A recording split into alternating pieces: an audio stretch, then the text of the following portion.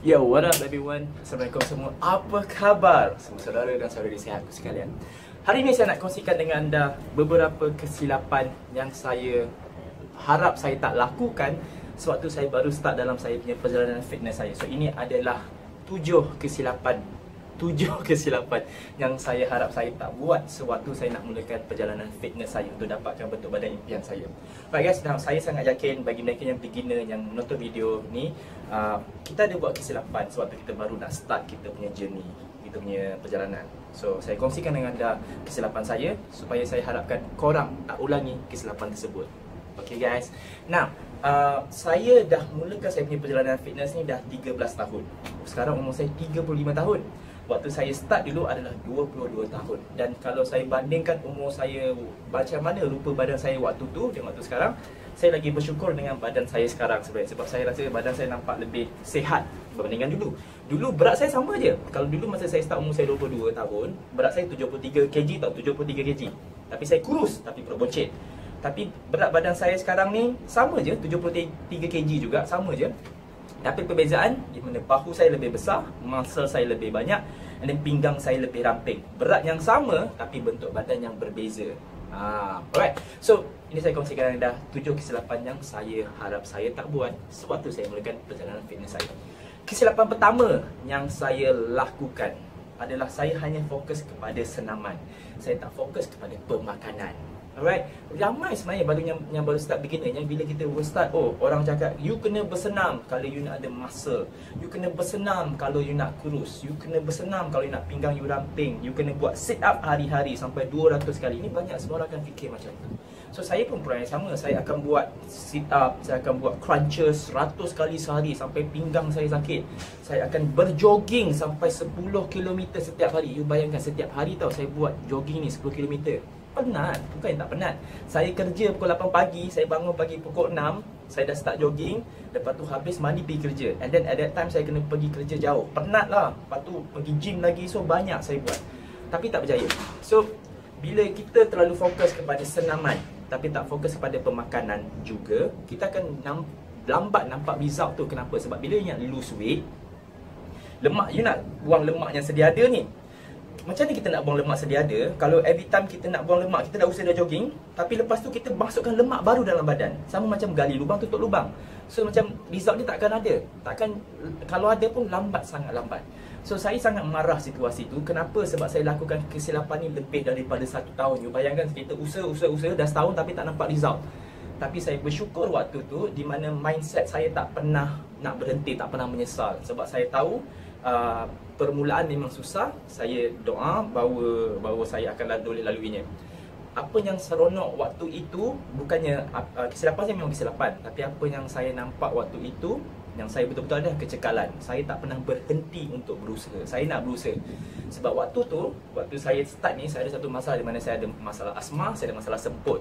So there was a time, ada situasi tu di mana saya tengah driving ni. Sebab saya asma, saya semput, and then saya pening kepala, sebab saya banyak sangat kolesterol saya tinggi, perut saya boncet. So saya tengah driving ni dekat tempat traffic light, tiba-tiba saya tertidur tau. You bayangkan pagi, awal pagi kot, pukul 9 saya ingat saya, bukan nak pergi kerja tapi tertidur. And then sampai tahap orang kena ketuk pintu baru saya sedar. Yang ni bila saya jumpa doktor kata saya ada masalah kesihatan, saya ada ada banyak lah. So dia tak boleh nak kawal. So at that time saya kata saya kena push diri saya untuk buat. So itu saya punya kesungguhan. Saya tak pernah berhenti. Walaupun berlaku saya tak pernah berhenti. Saya buat je. So itu kesilapan pertama saya, fokus kepada senaman saja. Okay guys. Now kesilapan kedua pula yang saya buat adalah bila saya melakukan senaman tu, saya hanya fokus macam okay, hari ni aku nak buat senaman ni. Saya tak fokus kepada pergerakan senaman tu. Saya fokus kepada aku buat senaman ni nak habis. Aku buat senaman ni, okay, aku akan buat senaman ni 10 set, habis 10 set, okay dah. Aku nak buat senaman ni 10 set dalam 10 minit. Saya fikir macam tu, saya tak fikir benda lain. Saya tak fikir pasal bila buat senaman ni pergerakan kita kena betul, dada kita macam mana, struktur badan kita macam mana. Saya tak fikir benda tu. Sedangkan benda ni lah juga yang paling penting. Kalau kita tak fokus kepada pergerakan senaman, kita tak fokus kepada macam mana sepatutnya you uruskan senaman tu, you buat setakat nak habis je. Di mana kesilapan ni banyak saya nampak dekat gym sampai sekarang.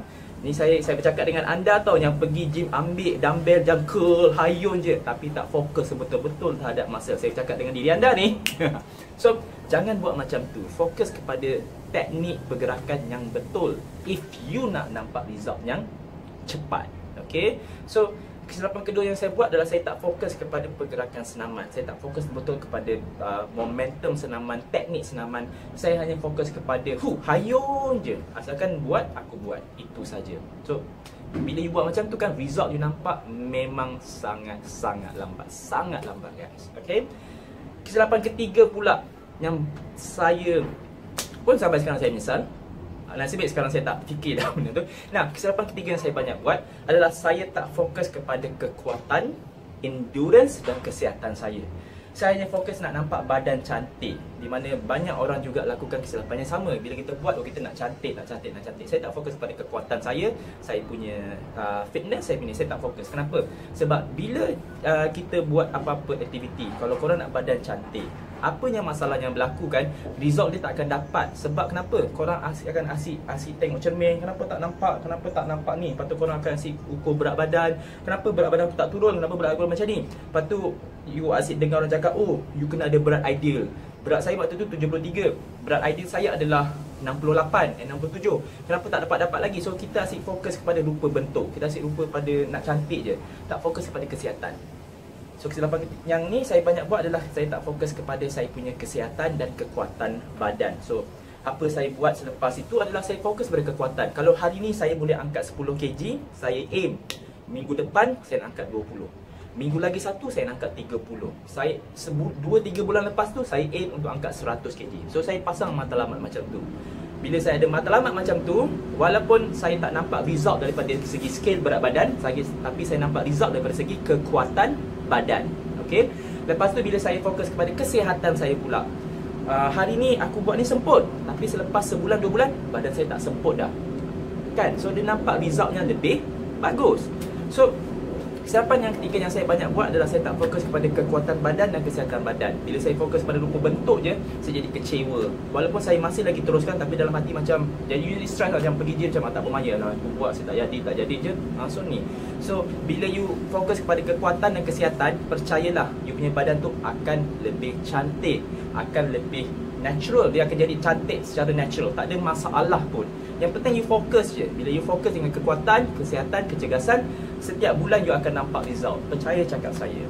Okay guys. Now kesilapan yang keempat yang saya buat adalah saya bandingkan diri saya dengan orang lain. Saya selalu buat macam tu. Dulu sekarang tak. Kenapa saya bandingkan macam tu? Sebab ialah bila kita tengok video orang buat senaman, kadang kita belajar kan, kita tengok Arnold Schwarzenegger was our hero. So kita nampak masa dia buat senaman, kita buat lateral raise, buat bench press, and then kita nampak banyak orang lain yang buat. Saya nampak banyak atlet buat. At that time banyak saya tengok Steve Cook, even my idol sampai sekarang pun Faiz Arifin. Saya tengok cara dia orang buat senaman semua tu. Dan dia orang buat, saya tengok dia orang buat, kenapa dia orang buat jadi cantik, saya buat tak cantik. Saya bandingkan diri saya dengan orang lain. Sedangkan kita kena faham, body posture kita lain, kita punya structure badan semua lain. So bila kita lakukan senaman tu, kalau kita nampak dia punya buat tu cara dia cantik sebab muscle dia memang cantik. Tapi bila kita buat untuk diri kita pula, sebab situasi badan kita macam ni, kita jangan samakan dengan diri dia. Kalau dia angkat 10 kg, janganlah ikut dia. Ikut diri kita angkat 2-3 kg. Kalau dia boleh buat senaman tu semua dengan lancar, jangan tengok dekat dia, tengok diri you buatlah pelan-pelan. Lepas tu bila you dah ada kekuatan, dah ada kecergasan, baru you buat makin lama, makin laju, makin pantas, makin kuat, makin berat. So kesilapan yang saya banyak buat adalah yang keempat, saya bandingkan diri saya dengan orang lain. Jangan buat macam tu. Fokus kat diri. Bila you dah ada perubahan, you dah makin kuat, baru you tambah lagi, you buat lebih banyak. So kesilapan yang keempat saya harap korang tak buat. Jangan ikut cara dia 100%. Ubah suai untuk diri you. Tapi jangan ubah suai, you lowkan diri you level tu je. Tingkatkan diri you lebih banyak. Di mana kesilapan kelima yang ini saya buat adalah saya hadkan diri saya untuk itu saja. Saya hadkan diri saya untuk buat benda tu. Saya tak buat benda lain pula. Saya tak beri kepelbagaian dalam teknik senaman dan diet saya. So ini kesilapan saya. Contoh dulu orang kata kalau nak kurus ni tak makan nasi, tu tak. I was in that state. Saya tak makan nasi langsung. I was like, kenapa? Even saya balik rumah, my mom masak nasi, I was like, kenapa kau tak makan? tak boleh lah mak, tak nak perut boncit, tak boleh makan nasi. So saya tak makan. Tapi yang paling jahatnya, you tahu tak, sekarang saya makan nasi sampai 3 ke 5 kali sehari tau. And then I got more result saya lagi bagus daripada waktu tu saya tak makan nasi. Dulu saya tak makan nasi, perut saya boncit. Tapi sekarang saya makan nasi sampai 3 ke 5 kali sehari. Even my wife masakkan saya nasi goreng sampai perut tak kempis. Okay, kenapa Yang kelima kesilapan adalah bila you you straightkan diri untuk satu perkara, you buat satu senaman. Contoh bodybuilder banyak buat kesilapan ni juga. You fokus pada bodybuilding saja. You angkat berat, angkat besi, angkat berat, you fokus pada muscle saja. You tak fokus pada endurance muscle. Nah, saya banyak ambil saya punya apa orang kata, pembelajaran saya daripada atlet, crossfit atlet, balapan, atlet lumba lari, atlet pemain bola sepak, semua tu. Semua saya ambil, saya suka dalam diorang punya atau cara latihan sebab diorang banyak fokus pada endurance. Saya juga gabungkan dengan saya punya latihan banyak bodybuilding juga, and then saya gabungkan juga dengan strength, dengan powerlifting, semua tu. Bila saya buat kepelbagaian dalam semua teknik senaman saya, apa yang saya dapat, bentuk badan idaman saya akan lebih cepat menjadi. Kenapa? Sebab kita beri kepelbagaian dalam kita punya kehidupan. Bila you beri kepelbagaian, you bukan hentam you punya badan, tapi you beri badan you pelbagai cara untuk berubah, untuk menjadi lebih baik. So dia macam cari ilmu lah. You jangan cari ilmu satu tempat je. You kena cari ilmu banyak tempat. You kena baca buku ni, baca buku ni. Berikan kepelbagaian. So jangan fokus kepada satu senaman saja. Dulu saya hanya fokus kepada satu senaman, satu teknik, satu jenis makanan. Saya tahu protein you hanya boleh dapat daripada ayam. Tapi sekarang protein saya macam-macam, daripada sayuran, ayam, ikan, burung puyuh. Boleh tadi makan burung puyuh. And then daging banyak. So banyak kepelbagaian dalam hidup you. So kesilapan kelima, jangan hanya fokus kepada satu perkara saja kalau you nak capai target you. Fokus kepada pelbagai teknik, pelbagai cara. Bila you beri kepelbagaian dalam semua cara yang you buat untuk dapatkan bentuk badan you akan dapat result yang lebih cepat. Okay guys, kesilapan yang keenam yang saya sampai sekarang harap saya boleh perbetulkan, tapi alhamdulillah tak apalah sebab benda dah berlaku. Kesilapan yang keenam ni yang banyak juga orang buat. Jangan ikut diet orang lain. Tolong jangan ikut. Kalau you nampak dia makan macam tu, jangan makan macam dia, sebab you tak tahu situasi dia dengan situasi you. Kesilapan diet ni banyak orang buat. Sebab tu banyak orang kalau tanya saya, coach, you makan macam mana saya nak makan macam you? Saya boleh bagi you apa yang saya makan, selalu boleh. Tapi saya tak sarankan you amalkan. Kenapa? Sebab situasi badan saya lain daripada you. Kenapa? You kena faham. Sebab saya seorang personal trainer, kerja saya busy. So bila saya kata saya makan 7 kali sehari, korang nak ikut boleh, tapi adakah badan korang mengalami situasi macam saya, di mana muscle mass saya macam ni, saya kerja, saya jumpa orang, kurang-kurangnya saya train 5 orang sehari, dan every time saya train orang tu, saya bukan duduk diam je, no, saya akan train sekali dengan dia. So saya banyak bergerak, saya bersenam setiap hari selalu. So saya perlu makanan yang banyak, saya perlu makan nasi lebih banyak. Saya makan nasi 5 kali sehari, saya makan sayur banyak. So jangan ikut cara diet orang lain.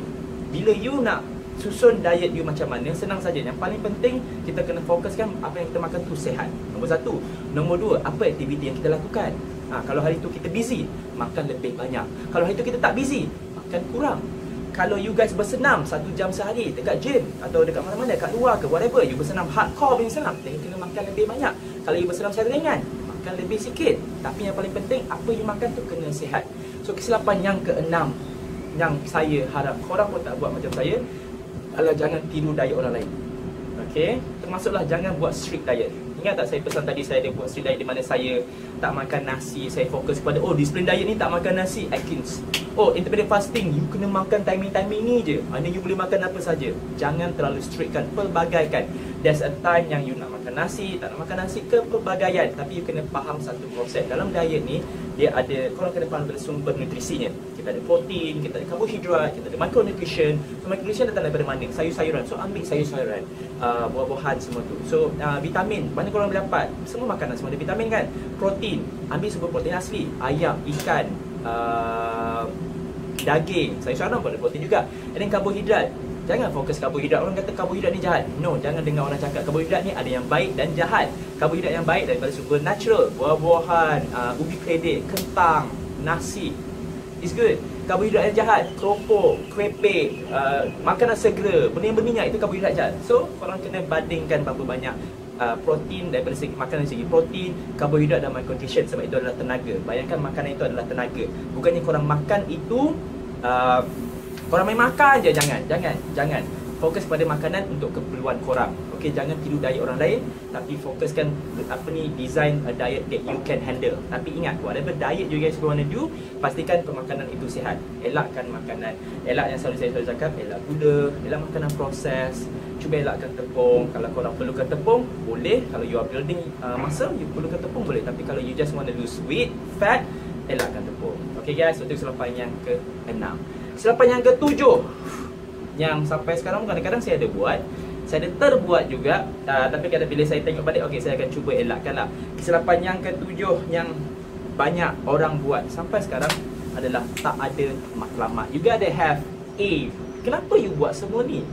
Sebab matlamat you yang akan buat you kekal dalam apa yang you buat. Contoh, macam saya cakap jujur sampai sekarang, kenapa saya buat adalah saya daripada kecil sampai besar, saya punya aim adalah untuk nampak lebih sihat, lebih muda daripada usia saya. I have that aim tau daripada saya kecil lagi. Sebab saya dulu saya ada asma, saya gastrik, saya ada banyak penyakit. And then my family kita ada penyakit, ada sejarah sakit jantung, darah tinggi. So saya nak elakkan. So that was my aim. Saya punya matlamat adalah untuk jadi lebih sihat, cergas dan kuat. Itu aim saya. Sebab tu saya tak pernah berhenti bersenam walaupun dah 13 tahun. Hari-hari saya bersenam. Hari-hari saya pergi gym. Kalau tak ada gym macam musim di mana COVID-19 ni, saya bersenam di rumah, saya beli dumbbell, saya buat, saya terus-teruskan, tak pernah berhenti. So you kena ada aim. Kalau you tak ada matlamat, benda ni sekejap je, you kena matlamat. Kalau matlamat you untuk cantik, okey boleh. Tapi itu matlamat yang kecil, bukan matlamat yang besar. You kena ada pasang matlamat yang betul-betulnya. Kalau you tak pasang matlamat, you gagal. Sebab bila you tak pasang matlamat, hati kita tak cekal untuk meneruskannya. Kita kena pasang matlamat. Pasang matlamat. Contoh kalau hari ni you aim, macam saya kata tadi, saya aim hari ni angkat 10 kg. Matlamat saya minggu depan nak angkat 20 kg. Matlamat saya bulan depan nak angkat 100 kg. Ya, matlamat tu terlalu besar kan. Tapi macam you cuba, you kena ada matlamat tu. Bila you ada matlamat tu, you akan berusaha untuk mencapai matlamat tu. Okay guys. So there's 7 things yang saya harap saya tahu. Sebab tu saya mulakan, journey saya ni. So saya harap korang pun tak melakukan 7 kesilapan yang saya lakukan dahulu. Okay guys. So see you guys again in the next video. Harap video ni membantu anda semua. Sila tekan button like jika ia membantu, dan kongsi kepada kawan-kawan anda supaya kawan-kawan anda juga boleh mengetahui apa yang saya kongsikan ni. Okay guys, see you guys again. Assalamualaikum semua. Bye bye. Yeah.